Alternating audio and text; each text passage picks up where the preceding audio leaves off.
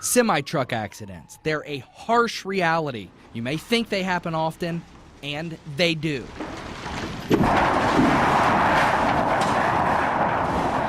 According to the latest numbers released by the Insurance Institute for Highway Safety, both Ohio and Indiana make the top 10 list for fatal crashes involving a large truck. Kentucky is not far behind, ranked 16th. The total tri-state fatalities involving a large truck in 2011, a staggering 500.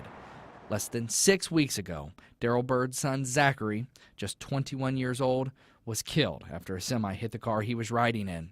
Zachary's brother-in-law, who was driving that car, remains in the hospital. Pretty much just miss Zach, And every day we go see Jimmy, he's out of the coma, but, he's still not in good shape at all, so, yeah, it's tough. Both were on their way home from work at the post office in downtown Cincinnati, a job Darrell helped both of them get.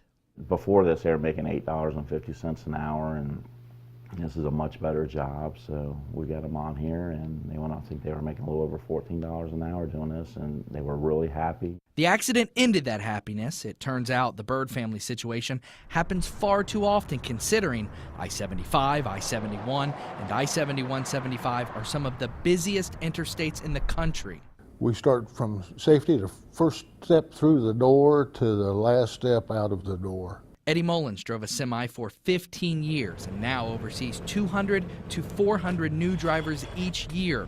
At Southern State Community College, Mullins teaches the basics like get the big picture, keep your eyes moving, and make sure they see you.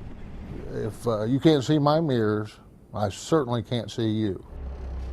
At interstate speeds in a fully loaded semi, to come to a stop could take up to 500 feet. If you're wondering how far 500 feet is, it's the full length of their training pad here in Wilmington.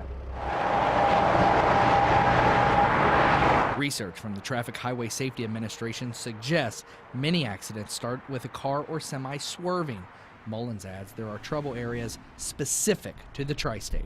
The cut in the hill and the tunnel gives a driver, you come into it with a false sense of security. Darrell says he simply plans to remember the bright life of his son and the good times they had together.